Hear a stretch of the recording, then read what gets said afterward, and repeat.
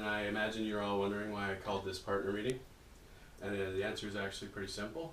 I wanted to discuss I believe we should be doing with the equity we have in our real estate investment.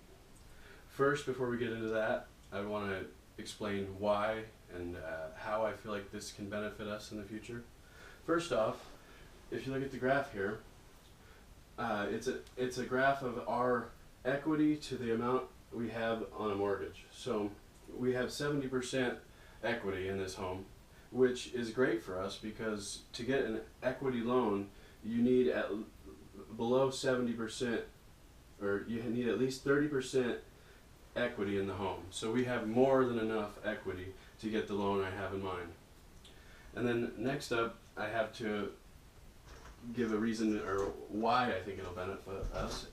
And here I have a chart that gives us the interest rate on our mortgage right now, which is 3.875%, which is the current cost, or with the current loan amount we have left, will end up costing us an extra $20,000 in interest, which is just a loss in a financial standpoint. And then on top of that, we have to worry about the inflation rate, which is a decrease in the value of our asset.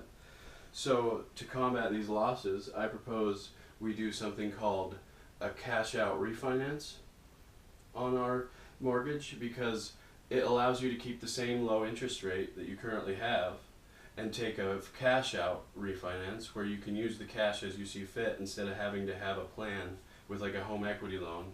And also home equity loans have a 4.75% interest rate, so we would increase our interest rate if we went that route. But next up, we have to discuss if you add the interest rate on our mortgage with the inflation rate, you get the inflation adjusted cost of interest, which turns out to be 5.475%, which is in this instance becomes our required rate of return on our equity investments that I'm proposing. And the three equity investments I'm proposing are bonds, stocks, or additional real estate investment. And first we'll begin with the bonds here. And the bonds, this is 2015 bond listings, and this is the rate of return. These are the different types of U.S. bonds. And what a bond is a debt obligation.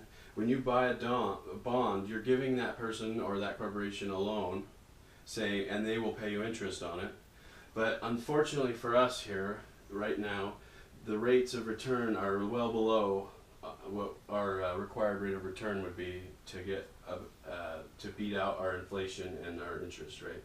But the feds have promised interest rate hikes, so if we are willing to wait for a while, there will be beneficial interest rate hikes that could prove promising, because there are currently bonds on the market that do give over a 5.4% return, but they're rare and they're a little riskier, so we're wanting to stay within the risk of our current asset.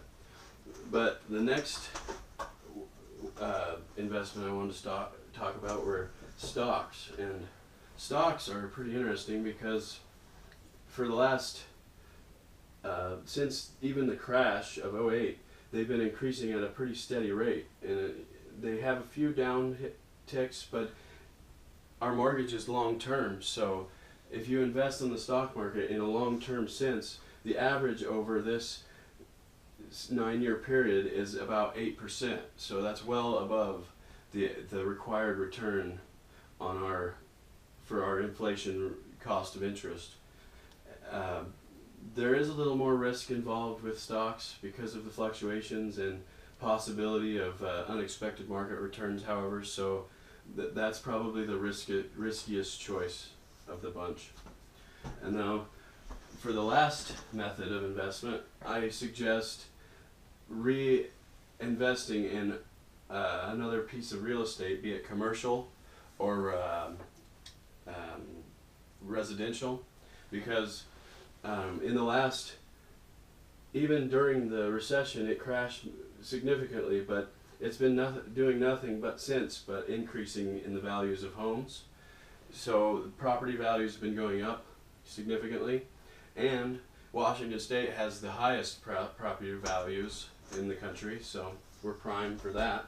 And this is another graph that represents real estate investment funds, which are groups of investors that buy large sums of properties and then they sell it on the open market as a stock.